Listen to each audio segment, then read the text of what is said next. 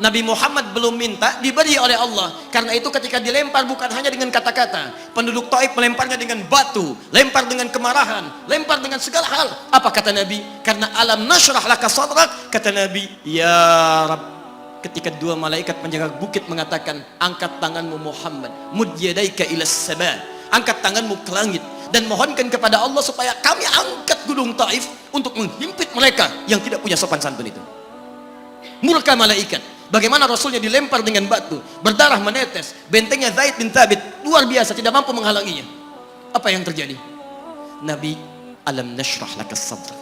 Kalimat mulia mengalir di lisannya. La, mohon jangan lakukan itu. Fa innahum qaumun la ya'lamun.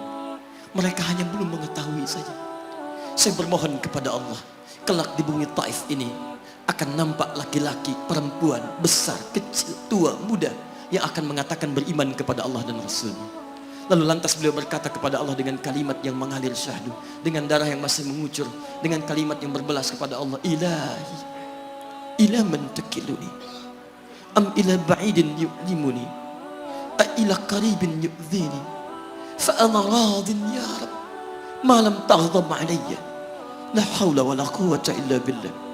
Ilahi, duhai Allah, ila man takiluni, setelah dari sini yang saya dilempari, saya dihujat, kemana lagi engkau akan antarkan saya?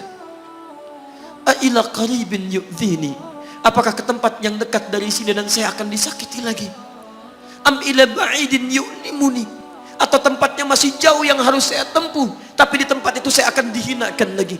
Ana radin, saya ridha ya Allah, malam taghdab alayya, sepanjang engkau yang tidak murka kepada saya. Alam nashrah laka sadrak. Manusia melempari, radin. Manusia menghujat, radin. Malam taghdab alayya, sepanjang engkau tidak murka kepada saya. Muhammad sallallahu alaihi wasallam. Musa berkata, wa yassir li amri, ringankan urusanku. Muhammad sallallahu alaihi wasallam dengan segala kemuliaannya turun ayat, wa nuyassiruka lil yusra. Wa nuyassiruka lil yusra. Karena itu Nabi Rasul dulu mukjizat tampak di depan mata. Ada yang menghidupkan orang mati dengan menyebut kalimat Allah biiznillah, biiznillah. Sampai maaf teman-teman sekalian, mukjizatnya ada, Rasulnya ada, di hadapannya Allah mau dicari dan dibunuh juga. Muhammad sallallahu alaihi wasallam, wa nuyassiruka lil yusra. Tidak banyak mukjizat seperti nabi-nabi dahulu, dengan turunnya satu mukjizat beriman kepada beliau sallallahu alaihi wasallam, bahkan nyaris orang-orang yang tidak pernah melihatnya. Lihat umat masa lalu, kaumnya Musa, Musanya kelihatan, mukjizatnya bagus, tongkat dilempar jadi ular, tongkat dipukulkan ke batu keluar 12 mata air. Quran surah kedua ayat ke-60. Apa yang terjadi? Umatnya masih belum mau beriman juga. Nabi Isa alaihissalam masih kelihatan, orangnya ada, nabinya ada, mukjizatnya ada, rasulnya ada, libat luar biasa, mukjizatnya luar biasa, istimewa. Tapi apa yang terjadi? Dicari-cari nabinya mau dibunuh, belum beriman juga. Muhammad sallallahu alaihi wasallam spesial. Perhatikan, kalau orangnya kelihatan Anda yakin, Anda beriman, itu wajar.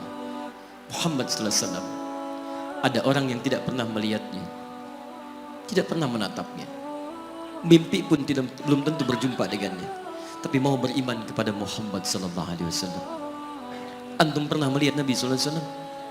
Berjumpa dengan Nabi sallallahu alaihi wasallam? Maka beruntunglah antum, karena orang-orang yang beriman kepada Nabi sallallahu alaihi wasallam tanpa pernah melihatnya, itulah orang disebut oleh Nabi sallallahu alaihi wasallam sangat dirindukan oleh beliau. Satu kali beliau duduk dengan para sahabatnya mengatakan, ana mushtaqun bi ikhwani, saya sekarang sedang merindukan saudara-saudara saya.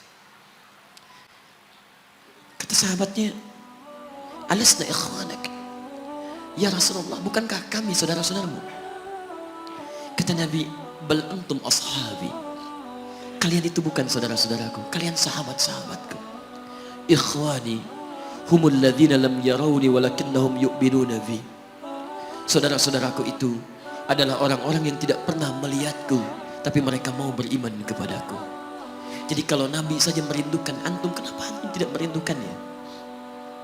Kalau Nabi menantikan kita di surga, kenapa kita tidak menjemput penantian itu?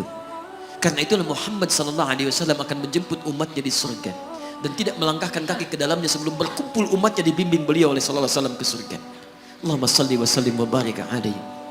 Allahumma salli wa sallim wa barik alaihi. Allahumma salli wa sallim wa barik alaihi.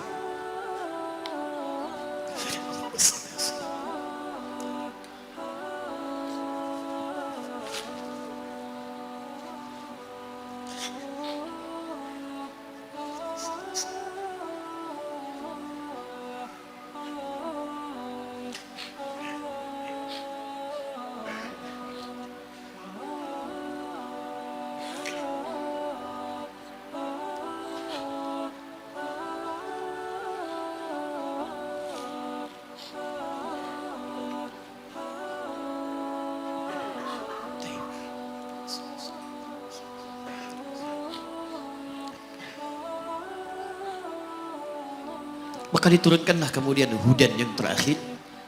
Diharapkan dengan hudan ini mengantarkan semua umat Muhammad SAW yang mau beriman dan mengikutinya ke surga. Karena Rasulnya spesial, umatnya spesial, maka diturunkan di waktu yang spesial dengan petunjuk yang spesial. Quran surah kedua ayat 185. Syahrul Ramadan alladzi unzila fihi al-Quran. Di bulan Ramadan turunnya bulan Ramadan, bulan spesial.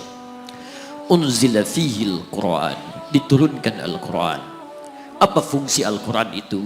Ternyata bukan bacaan biasa, bukan koleksi yang Anda simpan di pinggir-pinggir masjid atau terletak di atas dipan di rumah Anda.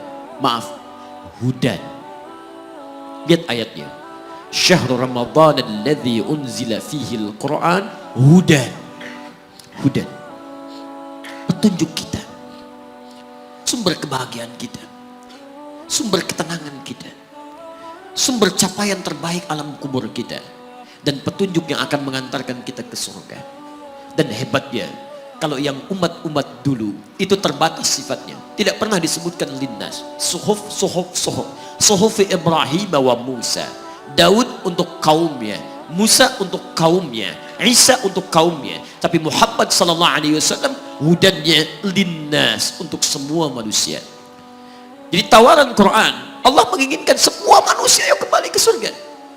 Cuman kadang-kadang sayang, maaf teman-teman sekalian, saya tegaskan kepada Anda, ayat ini tegas memberikan isyarat bahwa hidayah Allah ingin diberikan pada semua manusia. Jadi kalau kita lihat keterangan Al-Quran, seharusnya tidak ada satupun manusia yang tidak dapat hidayah. Semua dapat. Cuman masalahnya, ada orang yang diberikan tapi dia tidak mau mengambilnya. Ini masalahnya. Hidayah itu bukan persoalan mendapatkan atau tidak. Persoalannya ketika Allah berikan, Anda mau ngambil atau tidak. Itu masalahnya.